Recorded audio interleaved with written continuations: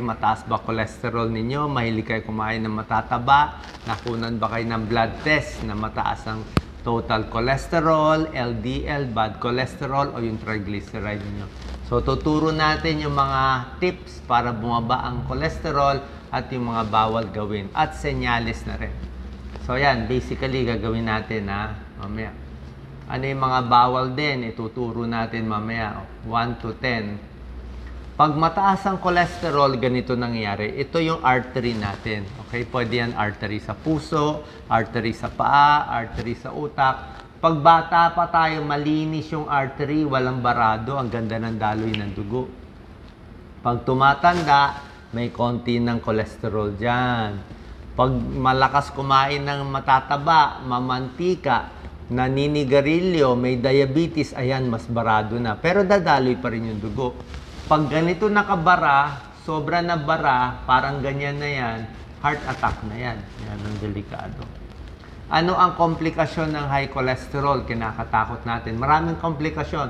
Basically, ang ayaw natin, magbara yung ugat, artery sa utak, stroke. O magbara yung artery sa puso, heart attack. Pwede rin magbara yung artery sa paa. Sumasakit ang paa. Yan o. Sumasakit ang paa, hindi makalakad malayo. Pwede rin makadagdag sa pinsala ng diabetes ang high cholesterol. Pati high blood, pwede rin siya makakontribute, mas sumisikip yung mga artery. At hindi lang to komplikasyon ng high cholesterol, pwede rin gallbladder stone, bato sa apdo. At pwede rin pancreatitis sa lapay. Usually, walang sintomas ang high cholesterol. Makikita mo lang sa blood test. Magkaka-symptoms ka pag ganito na, komplikasyon na. Okay? Pero minsan, yung iba nagkakaroon din. Iba mahina kumain, napapagod, masakit ang dibdib. Yung iba, ito, may senyales. So, nakikita sa mata, focus mo, Doc Lisa. Meron siyang santelasma. Parang taba-taba dito sa mata. Ayan, meron mga taba-taba. Kulay, para siyang dilaw para siyang fat talaga dito. Or minsan, yung mata mismo, yung bilog ng mata, may taba dito. Corneal arcus, nagka-arcus dito, bilog. Wala pang 60 years old, may bilog na yan, baka high cholesterol din yan. Overweight, nadidepress, may heart palpitation, pwede rin maging komplikasyon ng high cholesterol. Pero minsan, blood test lang talaga nakikita. So, ito yung mga iiwasan natin. Yan mga home remedies natin. Iwas tayo. Baka maasar sila. Wala tayong magagawa kasi talaga nakakataas ng cholesterol Iwas tayo sa trans fat.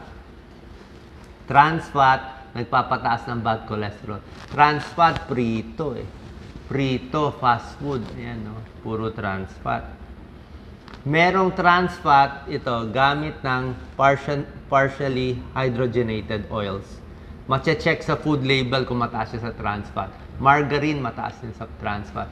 Yan ang mataas sa trans fat. Iiwasan natin. Kahit basta prito, pie, prito, donut, chicken nuggets, prito, deep fry, french fries, syempre hamburger, prito rin. Hindi ko sinasabi wag kumain. Pwede kumain, siguro, paminsan-minsan, pero kung aaraw-arawin mo, yan ang pinaka-meal mo lagi, yan ang problema. Kaya nga sa Amerika, lahat ang tataba, di ba? Lahat maraming may mataas ang cholesterol. Puro ganito kasi yung pagkain nila. Mura pagkain, marami, madali bumili, kaya lagi silang tumataba. Di ba may movie na super size. Bukod sa trans fat, masama din ang saturated fat. Iba pa to. Ang saturated fat, more sa meat, sa karne.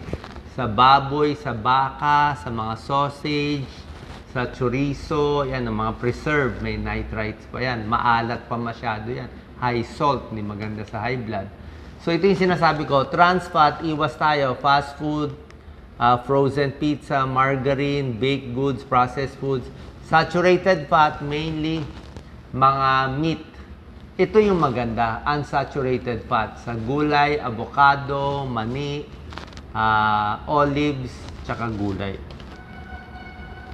So, medyo bawas tayo sa ganitong pagkain. Siyempre, dapat ayusin din ang stress. Okay? Pag sobrang stress ang tao, meron tinatawag na stress eating or emotional eating. Malungkot, galit, inis, walang ginagawa, kakain na lang siya. So, mas relax ka, mas marami kang ginagawang iba, hindi ka magfo-focus sa pagkain. Lalo na yung midnight snack. Matutulog ka na, magmi-midnight snack ka pa. So, ang pwedeng snack lang talaga, saging, mansanas, yan ang magandang snack. Not eating enough fiber. Yan, bawal din yan. Kailangan mo maraming fiber. Ang fiber po ang nagpapababa ng cholesterol. Oatmeal, 1 cup of oatmeal in a day, 1 cup of oatmeal, nakakababa ng 10% ng cholesterol. Okay? Itong mga gulay, lahat yan, sari-sari, talbos, ampalaya, kangkong, spinach, lahat yan nakakababa. Broccoli, cauliflower, nakakababa ng cholesterol. Yan, high fiber foods, pati munggo, beans, yan, no, greens. Nuts, okay ang mani, wag lang mantika at maalat. Okay? Unsalted nuts. Alak, siyempre, di ba? Alak, haluan mo ng pulutan. Ano yung pulutan? Siyempre, mataba yung pulutan. Mataas din calories nito. Di ba? Iwas tayo. Smoking, di ba? Smoking is deadly. Pinakita ko nga sa inyo yung picture Ang nagpapataas ng barado dito, smoking din yan. Nakakabara. Smoking yan and unhealthy foods. Okay? So, iwas sa sigarilyo. At syempre, overeating. Yan, no? Nasa dami ng portion Depende sa dami ng kinakain mo. Doon malalaman kung tataas yung cholesterol o hindi. Okay. Meron, ito, too much sugar. Alam nyo naman, prito na, matamis pa, high fat, high sugar. Ito po, maganda. May sikreto tayo para hindi tumaas ang cholesterol. Ito pinaka-slide natin. So, depende sa kamay nyo, malalaman kung gaano karami lang ang pwede nyo kainin. Okay? So, pagkakain kayo ng karne, pork chop, baboy, manok, dapat kasing laki lang ng palad natin. Ito yung palad natin. Okay? Ganito lang kalaki yung pork chop mo. O, hindi kasama tong daliri. Ito lang, yan lang. Okay? Kanin, gaano karaming kanin? Ganyan lang ang kanin, 1 cup of rice. Kakasya lang sa kamay mo, 1 cup. Okay? Gaano karaming gulay? Ang gulay, 1 fist. Ano, ang dami 1 fist. Kahit 2 fist siguro, pwede. Basta gulay Yan, gulay. Gaano karaming mantika, butter, yung mga taba. Ito, 1 thumb.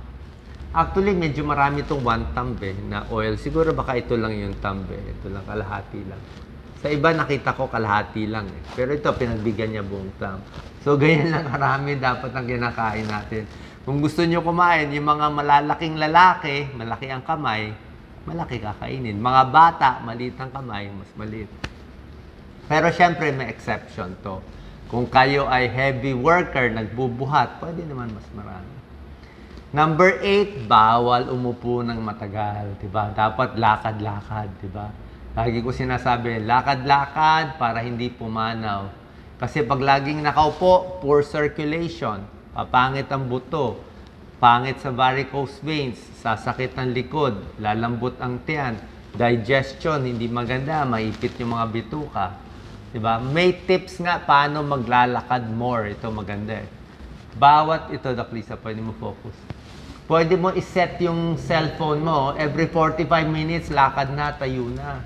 Yan, a few, upo-upo, mag-stretch-stretch. Pag may kausap sa telepono, wag umupo, lakad-lakad. Yan, Yung table mo, minsan may table ka nakatayo. Yan, para masipa-sipa mo pa mo. Maglinis ng kwarto lagi, ikaw na maglinis. Yung mga gawaing bahay, malaking bagay yan. Imbis na manood ng TV, teleserye, o habang nanonood ng TV, di lakad-lakad, wag nakaupo. Pwede mag-ikot-ikot muna. Yan, So, yan ang mga tips para laging naglalakad. Kasi yung pag-upo, deadly. Diyan nakukuha natin ang maraming sakit. Bawal din maging overweight. Basta bumaba ang timbang, bababa din yung cholesterol. And syempre, number 10, kailangan magpapacheck up tayo sa doktor para ma-monitor yung cholesterol level at ibang problema, high blood, pati blood sugar. At kung naresetahan kayo ng gamot, dapat tuloy-tuloy lang. Ang doktor nyo magdi-decide. Okay? Ang high cholesterol, ito po, mga gagawin natin. Hindi naman siya talaga agad nakamamatay. Hindi porke kumain ka ng lechon ngayon, next day, lagot na. Hindi po. Usually, ang cholesterol, talagang accumulation several years yan. Siguro 2 years, 3 years. Tuloy-tuloy, unhealthy yung kain mo. Lagi kang puyat, very unhealthy. Tuloy-tuloy yan ang habits mo. Lumalaki ang tiyan, kulang sa exercise, bago nagbabara. Kaya kung matatanggal siya, unti-unti din. Yun ang point natin eh. Hindi siya agad-agad tulad ng high blood, sobra taas, baka may stroke. Ito, kahit mataas ang numero mo, mahahabol mo pa nito eh. Dito mga healthy habits natin eh. Sana po nakatulong tong video para magamot at malunasan ang inyong high cholesterol. Salamat po.